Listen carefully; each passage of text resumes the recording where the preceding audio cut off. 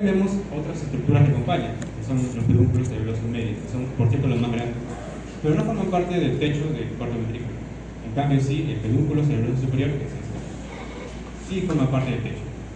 Y todo esto ya hemos hablado. Solamente esto nada más recuerden que es el surco posterolateral, que es otro de los surcos que hemos mencionado, junto con este surco, que es la fisura horizontal, o recuerden bien, la fisura de Vickers. Estos nombres son más rebuscados, así que no lo recuerden mucho. Es fisura horizontal o de Vickers. Después también les están las imágenes, ya. Estas imágenes para que ustedes lo descarguen o en su tablet o en su PC lo rellenen. Si se dan cuenta son las mismas imágenes que hemos visto en la parte superior derecha. Solo hace falta que rellenen cuáles son las partes aquí. Por ejemplo, aquí es el velo. Esos serían los hemisferios. Esta sería la parte fácil, ¿no? Pero por ejemplo, ¿qué es esto?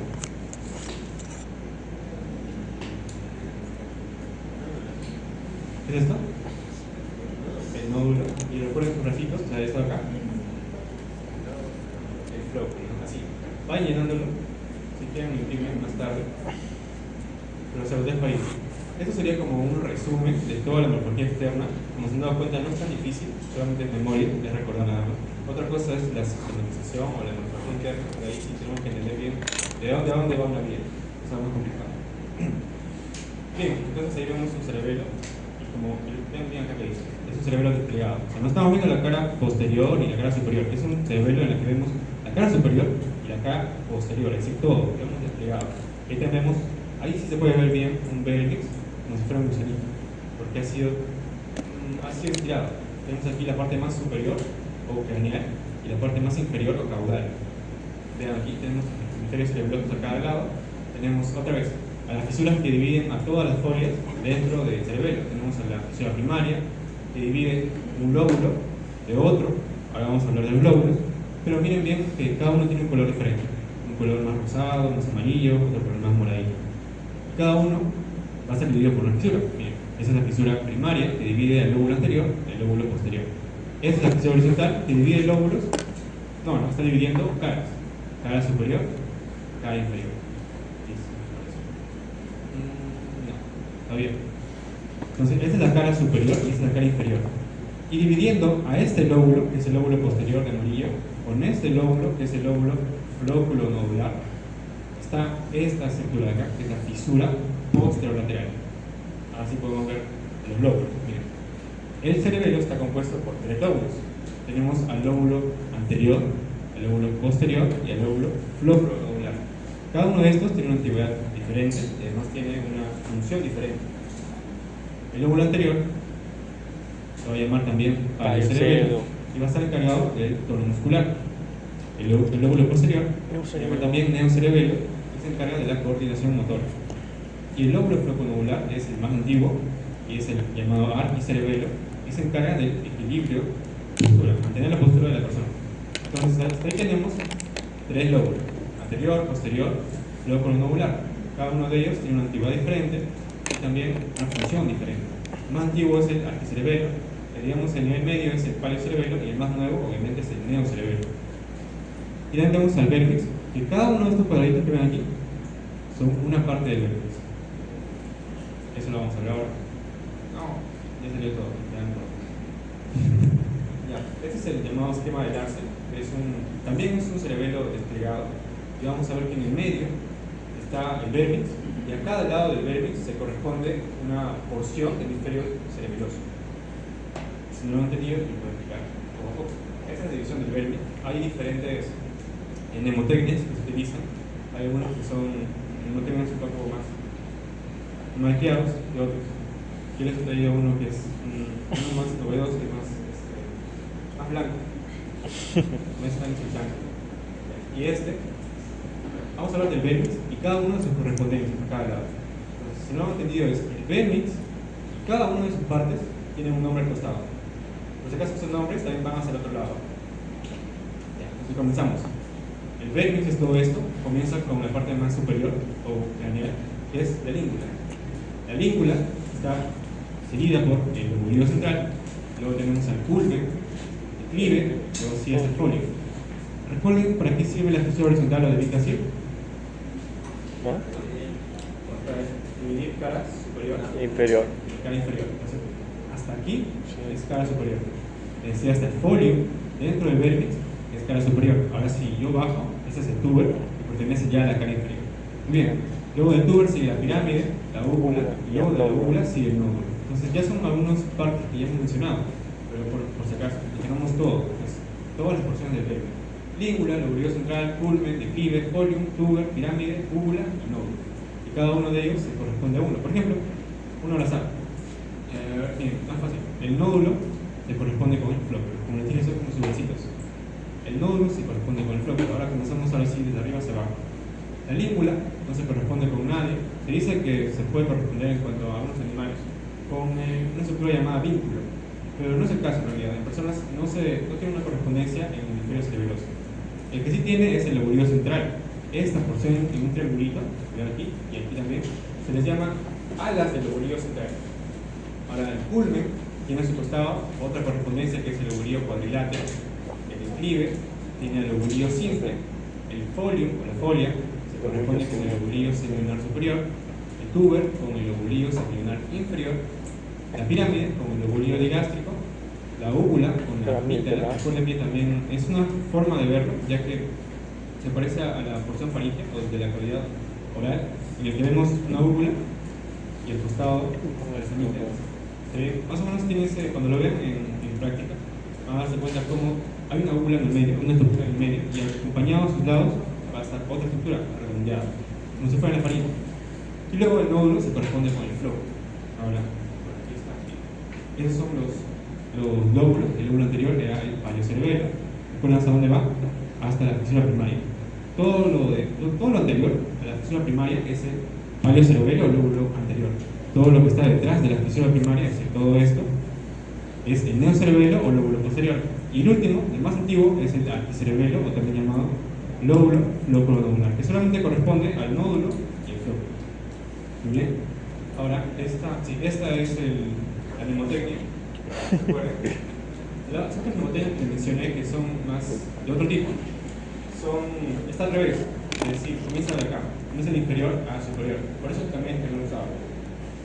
Esta sí va desde superior a inferior. Ustedes van a acordar de forma ordenada. Es Lilo cuida fotos por una noche. Lígula, lobulillo, culmen, declive, folium, tuber, pirámide, úvula y nódulo. Lilo cuida fotos por una noche. ¿Está bien? Con eso basta. Si escuchan otro, normal. Pero depende de ustedes.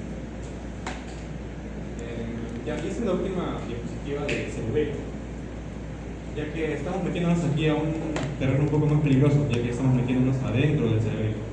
No es tanto solo como ver y aprender o memorizar, sino que aquí se hay que entender un poco más. De todas formas, los he puesto de una manera más simple.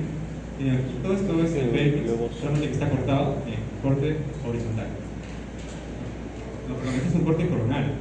Este es un corte horizontal. Acá está mal por si acaso, es un corte coronal. Recuerden el plano coronal, ese es el corte. Y aquí vamos a ver diferentes núcleos. El núcleo, por si acaso, está conformado por sustancia gris. Recuerden que la sustancia gris está periférico y la sustancia blanca está por dentro. Pero hay núcleos del cerebelo que tienen sustancia gris, que son estos cuadros. Son primero el núcleo fastigio, o sea, de medial a lateral son el núcleo fastigio, el núcleo interpósito, que es el núcleo globoso, el núcleo imporiforme, y este es más alargado por el núcleo de Tao. Ahora, si hacemos un corte horizontal o transversal al cerebelo, lo cortamos y cortamos también ahí, de medial a lateral, el núcleo fastigio, el núcleo interpósito, que es el núcleo globoso y imporiforme. Por aquí tenemos al núcleo dentado. Son 4 núcleos. Fácil.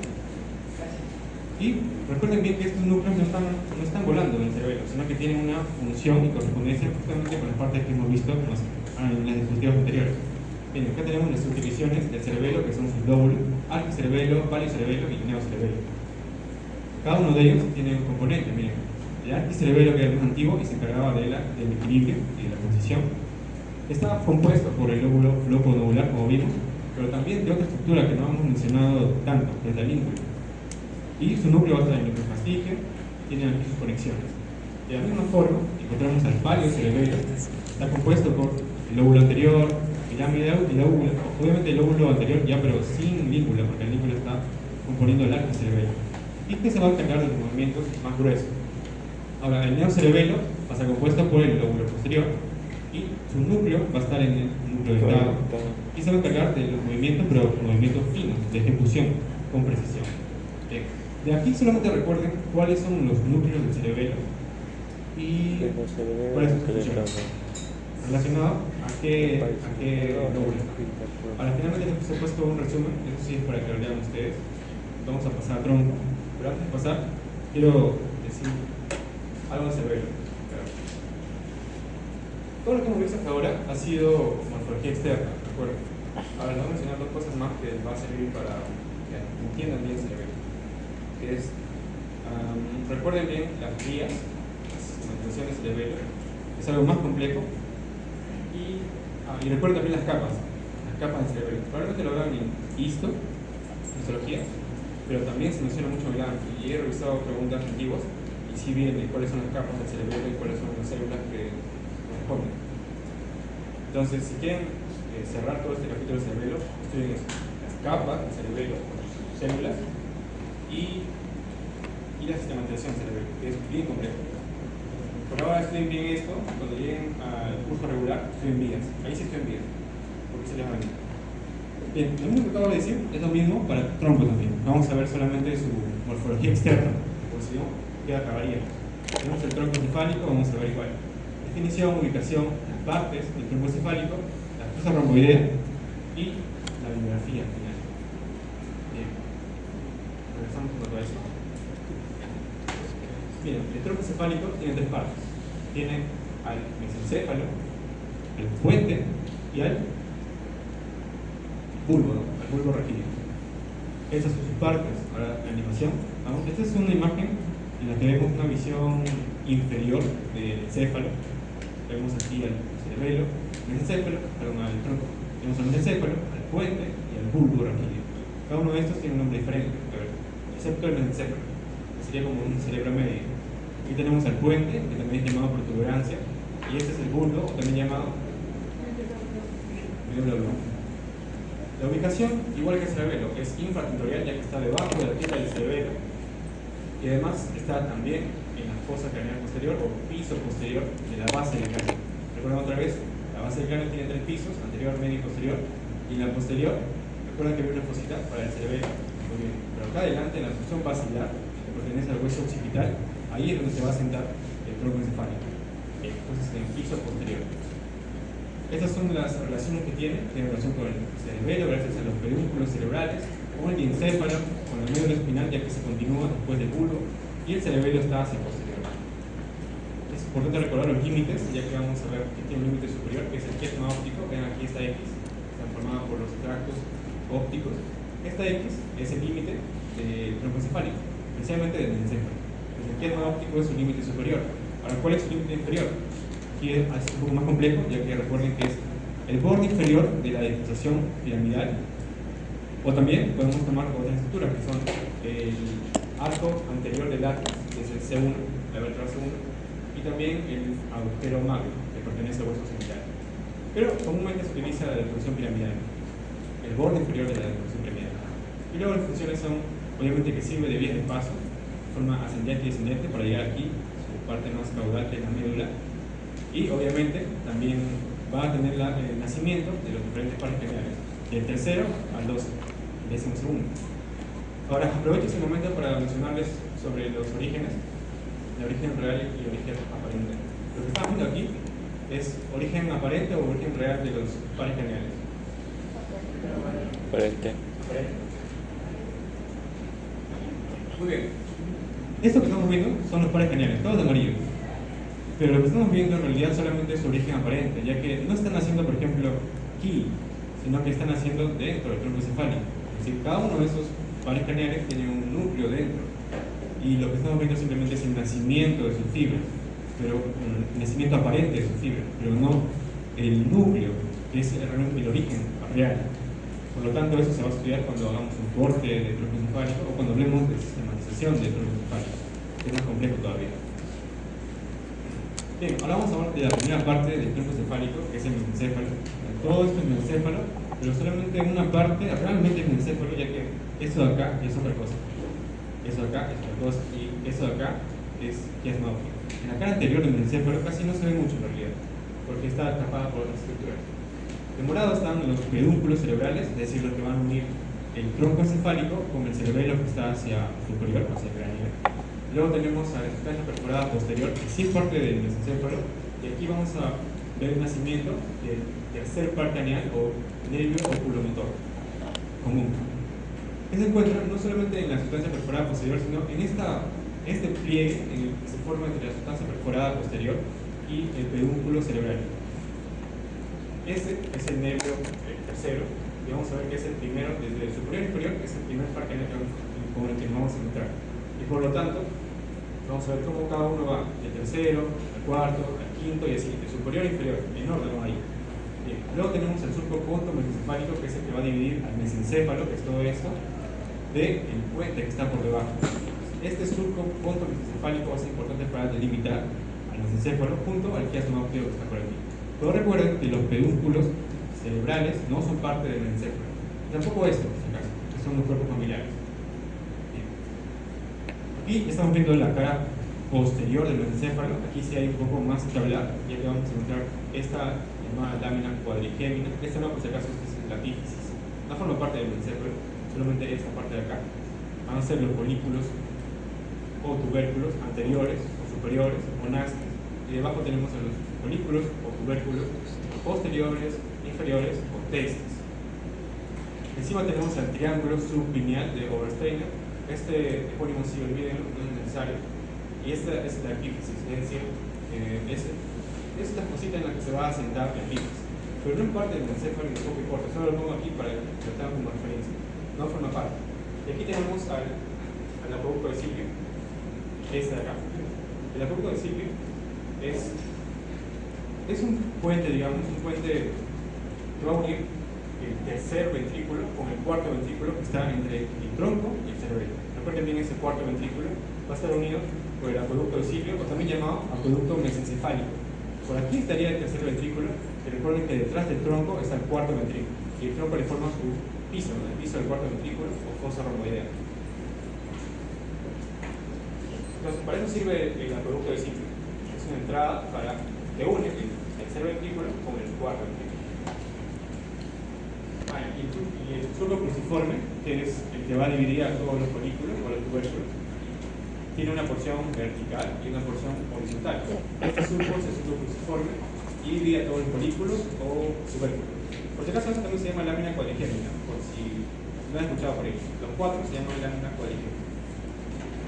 Bien, ahora sí pasamos con el puente, que es la segunda porción del tronco encefálico. Vean bien, aquí tenemos un surco en el medio que se llama surco basilar. A cada lado tenemos a los rodetes ponquinos, parte del puente pontino. Y también vamos a ver la emergencia de este par craneal de acá, que es el quinto. Entonces vamos con la animación. Primero vamos a ver al surco basilar, luego tenemos a los costados, a cada lado, a los rodetes piramidales. Por cierto, en el surco basilar va a pasar, obviamente, la arteria basilar. Y también recuerden un dato importante, que es que la arteria basilar no forma el surco basilar. En realidad el surco basilar está formado por la propia estructura del puente. No es que la arteria basilar va a estar pasando exactamente en el medio y forma ese surco, sino que la arteria puede estar pasando por un costado en realidad, puede ser un tanto más lateral, y el surco va a seguir ahí en medio.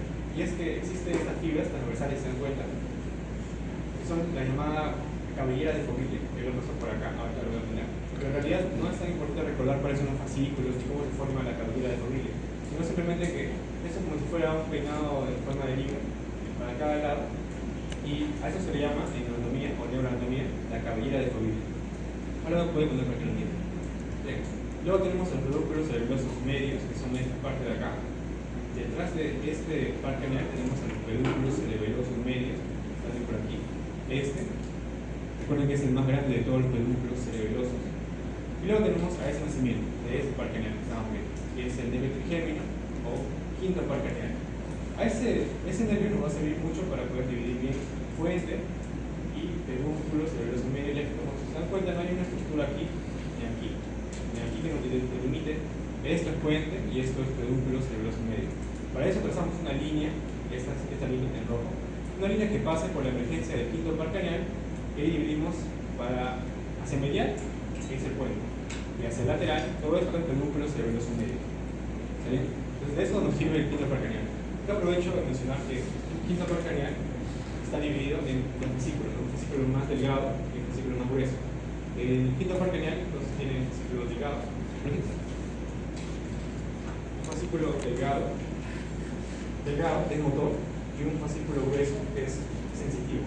Este de acá. Entonces, si les pregunto cuál es la función principal de trigémino, ustedes me responderían si es una función más sensitiva o motora.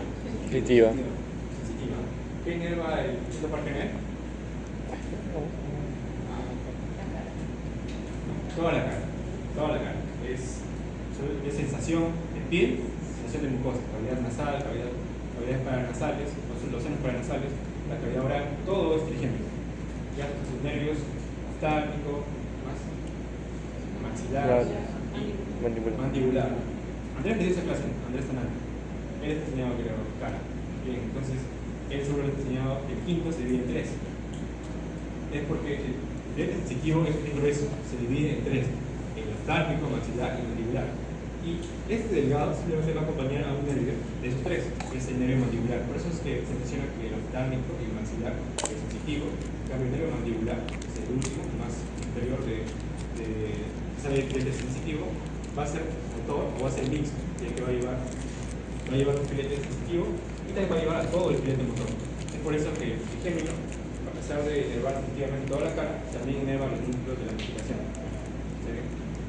Con eso basta, con esa explicación basta para que entiendan por qué el trigémino tiene tres filetes que salen del sensitivo y de parte tiene un filete motor. Y esa es la cavidad de Fabile, esta de acá. Todo eso, como les dije, es como si fuera un peinado en libro. Para cada lado se dirigen estas fibras transversales. Y tienen tres fascículos: un fascículo superior, un fascículo inferior y un fascículo medio. No está preguntado en realidad esto, pero sí puede ser una pregunta así ya de alguien, de algún doctor que les haya enseñado y quiera hacerles recordar. Es esta, la cavidad de Fabile. Entonces, todo esto es la cavidad de Fabile. Son las fibras transversales que pasan por el cuello. Aquí tenemos al bulbo. Vamos a ver su cara anterior primero. Este es un tronco cefálico, pero está de lado, ¿sí? Estamos viendo su cara izquierda. Y acá estamos viendo su cara inferior derecha. Este es el lado derecho, el lado izquierdo. Acá estamos en el lado izquierdo. Y aquí, esta parte de acá es el lado derecho. Bien. Y vamos a ver los otros nombres. Vamos a ver aquí al surco anterior. Recuerden también los códigos de colores. Cada uno va a estar con un color diferente. Este es el morado. Está en el medio justamente del bulbo. Va a ser el surco medio anterior. A cada lado vamos a encontrar a las pirámides, es decir, esta es una pirámide y esta también es una pirámide. La pirámide vulvar o pirámide anterior. Luego tenemos a la oliva vulvar o oliva inferior. Esas dos estructuras que son redondeadas, la pirámide y la oliva, van a estar divididas por este surco de celeste. El surco de celeste es el surco preolivar o surco colateral anterior o hipogloso, el nervio hipogloso. Luego tenemos otro. Esto es el surco del nervio hipogloso porque sale por ahí el 12º par craneal. Es decir, si este es el surco anterior, este de acá, estas son las pirámides, este es el surco preolivar, que aquí está la oliva, preolivar, delante de la oliva, y de ahí sale el 12º par craneal, es decir, el nervio hipogloso. Así, con esa misma idea, vamos a ver todo lo demás. Luego de eso tenemos al surco retroolivar, que está obviamente detrás de la oliva, es este de rojo. Y de ahí van a salir estos tres. 1, 2 y 3. Van a ser desde inferior a superior. Miren aquí el glosofaríngeo, el 9. El 10 o el 10º, que es el nervio vago o neumogástrico. Y el 11 es este, que va a ser el nervio accesorio, el tubo espinal. Acá hago la salvedad nada más por si les preguntan, pero es más rebuscado. Esos tres no salen exactamente del mismo lugar, sino que el nervio espinal sale del surco retroolivar, pero existe un área retroolivar de donde salen los nervios glosofaríngeo y vago. Es decir, estos dos no salen de un surco retroolivar, sino de un área retroolivar. Lo que sucede es que cuando se fijan en estas estructuras, es decir, se ponen en formol, puede ser que reduzca un tamaño. Entonces, lo que era un área bien chiquita, se reduzca y parezca solamente un surco. Por lo tanto, cuando vemos a las estructuras, vamos a ver que los tres están saliendo de un mismo surco. Pero si hay autores que les han enseñado eso en su práctica, probablemente les pregunten. Entonces, no todos salen del surco retrovivar, sino que, más exacto, hay dos que salen del área retrovivar. Es decir, es un término más adecuado. Luego tenemos al surco colateral posterior, que es este, que está detrás de esa área retrovivar, que es esta. En verde está el surco colateral posterior, y aquí hay algo bonito, que es un topónimo bastante utilizado, que es el tubérculo ceniciento de Rolando. Es todo en todo este surco, su parte más inferior o más caudal, vamos a ver aquí, al tubérculo ceniciento de Rolando. No es tan frecuente en realidad, no se encuentra mucho, y algunos autores también no lo mencionan, pero si han rebuscado en libros, por ejemplo, este de acá es el texto, si no me equivoco, es una imagen de la Taller, sí te menciona al tubérculo ceniciento, y pueden llamar también de otros nombres como tubérculo trigeminal, ya que parecía que por ahí también salía el nervio trigémino. En algunos libros también lo llaman como núcleo gelatinoso. Estas son las fibras arciformes. Miren aquí estas fibras arqueadas que están rodeando a la oliva, o que pasan encima de la oliva también. Estas son las llamadas fibras arciformes o arqueadas externas, o también llamadas como stratum sonale. Sí, he preguntado por cierto, así que no recuerdo nada de eso. Son como fibras arciformes o arqueadas. Ya. Y ahora vamos a ver el surco bulbo protuberanциal. Recuerda que entre el mesencéfalo y el puente había un surco, el surco pontomesencefálico. De la misma forma, entre el puente y el bulbo hay otro surco, que es el surco bulbo protuberancial o bulbo continuo. Es esta surco. Este surco de acá. Y es importante porque se han dado cuenta que ahí están saliendo diferentes pares craneales. Todos estos de acá. Vamos a mencionarlos uno por uno. Pero justo en el medio, miren aquí este es el surco anterior. El surco anterior de morado. Y aquí vemos un pequeño agujero. Es el llamado agujero ciego, o también llamado agujero de Big ciego. Ese epónimo también se lo está aumentando. Algunos autores que sí lo mencionan, en realidad no todos, pero sí, casi todos le llaman solamente agujero ciego. ¿Por qué se llama agujero ciego? Es que no conduce a ningún lugar, solamente es un pequeño surco, justo en el medio o justo en el nacimiento de este surco anterior. Es el agujero ciego o de Big ciego. A los lados tenemos al surco, o perdón, al área suprapiramidal, que es de donde están haciendo el sexto par craneal, esta acá, la luz. Aquí está. Esta es una pirámide. Encima, en el surco protuberancial, está saliendo el sexto par craneal justamente en el área suprapiramidal, es decir, encima de la pirámide. Luego tenemos más hacia el lateral la fosita supraolivar, es decir, si esta es la oliva, encima tenemos una fosita que está encima de la oliva, suprapiramidal. Es el nervio facial, por ahí sale el nervio facial junto con su nervio, el nervio intermediario de Wright. O simplemente el nervio intermediario, nada más. Es un pequeño filete, pequeño. Este de acá, no se ve casi, delgadísimo, ese es el nervio intermediario y este es el nervio facial. Y finalmente tenemos la fosa lateral, en la que encontramos al nervio acústico, que es este. Este es el nervio facial, este es el nervio facial, este es el intermediario y este es el nervio acústico. Y sale bien al ángulo, el ángulo pontocerebeloso, es ahí donde sale. El que está más a la esquina, cuando ven en práctica, el que está más a la esquina, ese es el nervio acústico, por el octavo. Bien, acá vemos ya para terminar, faltan 2 diapos ya. Para terminar vemos a la fosa romboidea. Les hago recordar, la fosa romboidea es la cara posterior del tronco encefálico, en el que vamos a encontrar el piso, o es el piso, del cuarto ventrículo. El cuarto ventrículo está formado por el tronco adelante y detrás al cerebelo. Entre ellos dos hay un espacio y hay un techo y hay un piso. El piso lo forma el tronco encefálico con esta fosa romboidea, que vamos a dividirlo en dos. A ver, primero vemos la parte superior, en la que vamos a encontrar esta, que es el velo medular superior. Acá vemos su frenillo, que es la válvula de Buson, bueno, frenillo nada más. Y a cada lado vamos a ver al nacimiento del cuarto par craneal, el nervio craneal. Entonces, se han dado cuenta, el tronco encefálico tiene nacimiento de los nervios craneales del tercero al 12º, pero solamente hay un par craneal que sale de la cara posterior del tronco encefálico. ¿Cuál es ese? Es el cuarto, el nervio craneal. Esperemos que las muestras que tengan el nervio craneal no se hayan perdido, porque son nervios bien delicados, que cuando uno los intenta mostrar o tocar un poco, se rompen fácilmente. Pero sí me parece que hay una muestra que sí muestra bien a esto, sí enseña bien a esto. Ya. Solamente lo buscan con el frenillo del velo medular superior, de la válvula de Buson, y a cada lado de ese frenillo van a encontrar el nervio craneal. ahora sí bajamos otra vez a la fosa romboidea, que es esta, y vamos a dividirlo en dos triángulos, un triángulo superior y un triángulo inferior. Va a ser un triángulo continuo, porque esta es la cara posterior del puente, y este triángulo inferior es la cara, el triángulo vulvar. Aquí se hace la división, y todo lo que estamos viendo aquí es vulva, la cara posterior del vulva.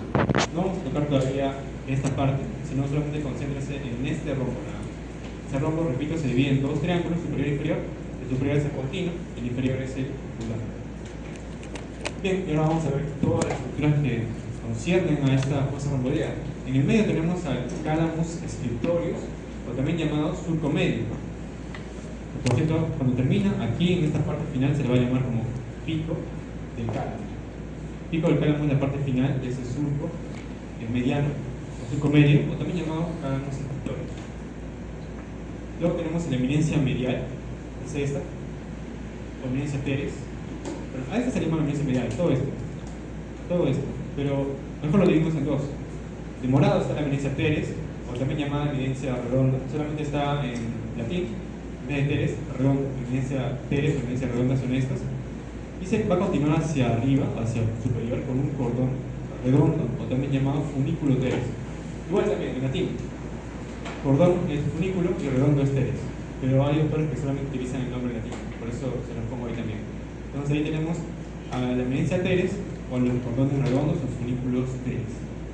Luego tenemos otras estructuras como el locus coeruleus, que es un núcleo adrenérgico bastante importante que se encuentra a esta altura, y la fosa superior, que es toda esta. La fosa superior o fobia superior. Cualquiera de los nombres sirve. Más o menos a esta altura vamos a encontrar así en el medio de donde está dividiéndose el triángulo superior del inferior. Aquí vamos a encontrar unas estrías medulares o acústicas, y que algunos autores también llaman como barba del cálamo. Y en esas barbas del cálamo va a haber una estructura con un epónimo también muy bonita. Está aquí de color azul. Esta acá es la varía de la armonía o varía armónica de Bergman, o también llamado por ducto sonoro, que recuerdan nada más es una extensión que rodea la parte derecha de esta eminencia medial o de la eminencia teres y se dirige hacia el superior, pero sale de las estrías medulares o acústicas que están justamente en el medio, dividiendo a los dos triángulos. Bien, ahí tenemos a los costados, a los recesos laterales o recesos de Reiche, que simplemente son los espacios que están en los ángulos laterales de esa fosa romboidea. Ya en el triángulo vulvar vamos a encontrar algunos trígonos que son importantes. Este, por ejemplo, es el trígono del hipogloso, o también llamada ala blanca interna. Algunos autores lo dividen en dos. Si este es el trígono del hipogloso o ala blanca interna, vean cómo aquí hay una división, una línea vertical. Algunos autores la mencionan que se puede dividir en dos. Especialmente la parte medial es el real núcleo del hipogloso. Si el núcleo hipogloso real está justamente aquí, en la parte medial, esa parte acá. Y este lado sería esta parte. Es la ubicación específica del núcleo del trígono del hipogloso, o del medio del hipogloso. Pero en general se le llama como trígono del hipogloso todo, y también se puede llamar como ala blanca interna. Luego tenemos debajo del azul al trígono del vago o ala gris, y debajo de ese trígono del vago encontramos a la fobia superior, es decir, este espacio pequeñito nada más es la fobia inferior. Recuerden, por acá estaba la fobia superior y por aquí está la fobia inferior. Ahora, cercano a la fobia inferior también encontramos la llamada el área postrema. El área postrema es un núcleo emético, es decir, que está bastante relacionado con el vómito. Solamente recuerden eso nada más, como área de vómito, que es el área postrema, que se encuentra debajo del trígono de por aquí. Porque si se le puede preguntar, como, ¿qué está relacionado al área postrema? Solamente con un núcleo emético o relacionado con el vómito. El surco limitante es todo este surco de acá. Este surco de acá, que va desde superior hasta inferior, bien, todo eso. Va desde, para que lo recuerden bien, va desde una fosita hasta la otra. De la fosita superior que estaba por acá, va hasta la fosita inferior que estaba por acá. Donde va así, todo eso. Todo eso es el surco limitante. Algunos autores solamente lo mencionan como hacia abajo, como solamente esta parte, ese surco de ahí, pero se entiende mejor cuando uno lo estudia con todo este surco de acá. Por lo tanto, es surco limitante, ya que a todo esto se le llama a veces, como les dije, eminencia medial, y este surco limitante nos divide bastante bien una parte media de toda la fosa romboidea, una parte media de una parte más lateral, que es todo esto y todo esto. Bueno, también a los costados vamos a encontrar el trígono acústico, que está aquí de rojo, que es este. Es el trígono acústico, o también llamada ala blanca externa. Entonces tenemos dos alas blancas, una ala blanca interna, que es el trígono del hipogloso, y hacia los lados, hacia los laterales, tenemos el trígono acústico o ala blanca externa. Bien, esto sí es la parte más pesada en realidad, porque entender fosa romboidea no es tan fácil. Pero ya, con eso terminamos y no dejo más. Esta es la parte final de la fosa romboidea, pero todavía seguimos viendo aquí en la cara posterior del bulbo, que como les dije, lo vamos a ver pues, hemos visto fosa romboidea, y esta es la parte que vamos a ver ahora. Es solamente un par de puntos y con eso acabamos. Esta es la cara posterior del bulbo, y vamos a encontrar algunas estructuras que van a ser importantes, ya que vamos a encontrar en el medio también, así como había un surco medio anterior, este es el surco medio posterior del bulbo. Vamos a encontrar a los lados también otro surco, que es el surco paramedio o intermedio externo, y vamos a encontrar aquí fascículos, los famosísimos fascículos de Gol, que son mediales, o fascículo gráfico. En los lados de cada uno de esos fascículos de Gol vamos a encontrar los fascículos de Burgach, todo este cordón también es el fascículo de Burgach o fascículo cuneiforme. Como les repito, solo estamos viendo la apariencia de cada uno de ellos en morfología interna o sistematización del tronco cefálico. Ahí sí se va a hablar de la función de cada uno de estos, porque es mucho más complejo. En el extremo craneal o más superior del fascículo de Gol y de Burgach vamos a encontrar, de Gol y de Burgach vamos a encontrar primero en el fascículo de Gol la llamada pirámide posterior. Recuerden que en la cara anterior del bulbo existía una pirámide anterior. Bueno, en la cara posterior encontramos la pirámide posterior. En los lados, es decir, en el final de los fascículos de Burgach, que es todo esto, cada lado de esa pirámide posterior, encontramos al llamado cuerpo restiforme, que está en verde, también llamado pedúnculo cerebeloso inferior, aunque algunos autores mencionan como el origen del pedúnculo cerebeloso inferior, o algunos lo llaman como si fuera su sinónimo nada más, pero prefiero llamarlo como cuerpo restiforme. También, para acabar ya, es importante mencionar que hay una estructura bastante pronunciada justo al medio, a cada lado de este surco medio posterior, que es la famosísima masa o clava o abultamiento mamelonado del bulbo, que llama mucho la atención, justamente en la parte posterior o en la cara posterior del bulbo. Entonces, como tiene diferentes nombres, puede ser que se confunda también con la pirámide posterior. Pero dentro de esa pirámide posterior existe esta eminencia un poco más levantada, que es la llamada, más digamos como masa o clava. Y ¿cómo terminamos? La parte de los nombres complicados o así, o nombres importantes, son del libro de Testud. Si leen el Testud, van a ver cómo hay nombres bastante rebuscados que finalmente en el curso no interesan mucho. Ustedes lo que deben leer, como probablemente ya les he mencionado seguro Iván, es Gray, el musgo muy chiquito. No sé si alguien más les ha mencionado, creo que sí, ya les han mencionado sobre los libros, pero solamente lean Gray, por eso no se van a perder. Y de verdad, si les gusta mucho o quieren investigar bastante, solamente busquen un PDF en libros y vean Latelier, vean Rouvier, porque es bastante más complejo. Por ejemplo, en Rouvier casi todos los libros, hay un montón de texto, pero las imágenes son en blanco y negro, así que probablemente a ustedes no llama mucha atención leer. Latelier, por ejemplo, sí tiene imágenes a colores, pero es más complejo. Entonces, antes de pasar de estudio, porque yo sé que muchos quieren leer, quieren abrir, basta con que lean un Gray bien leído, y luego si quieren investigar algo más para una posición o algo así, lean Latelier y Rouvier. Y con eso va a ser realidad. Bueno, esas son parte de la bibliografía que utilizaba. Como les digo, para los nombres más rebuscados es Stud, pero después he utilizado Latelier, Rouvier, y este libro también en inglés que es más actual, por eso bastante lo consulto. Y luego hay libros atlas también que les va a servir. Se han mencionado seguro Yokochi, Magnin, y bueno, también es importante que busquen este, que es el luego estos son otros libros de atlas, pero más rebuscados en realidad. El Sobota es, digamos que un peldaño un poco más arriba, el Nether, por ejemplo. Y en cuanto a los libros de disección, Atlas, Yokochi, Maclean, Constanzo. busquen también, ya que Yokochi es un poco el libro de Abraham. Sí, también el Es el Lachman. mejor que pueden buscar. Y que cuando terminamos, ya. No, esto no. Ese tengo virtual.